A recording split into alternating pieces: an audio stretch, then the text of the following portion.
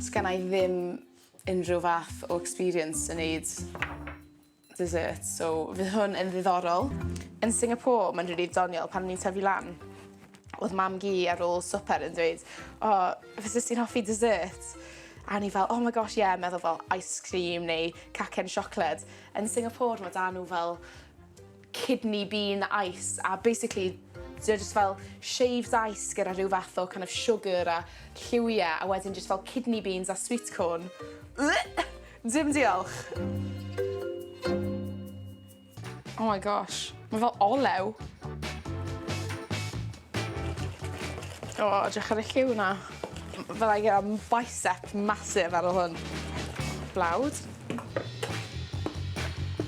Mae'n dechrau mynd yn trwchus nawr. Cymysgwch y datys at y cymysgedd. Wow. Oherwydd cefndir Tseineaidd fi, dych chi ddim yn rili'n cael pobl yn dweud, dwi'n digaru di, neu yn rhoi fel presentau i chi. Maen nhw'n dangos cariad trwy fwyd. A dyna pam dwi'n bwyta trwy'r amser a dwi'n hoffi coginio i bobl eraill. Mae'n symbol o gariad. Byth wedi gwneud saws taffi o'r blaen. Mae'n edrych yn dda.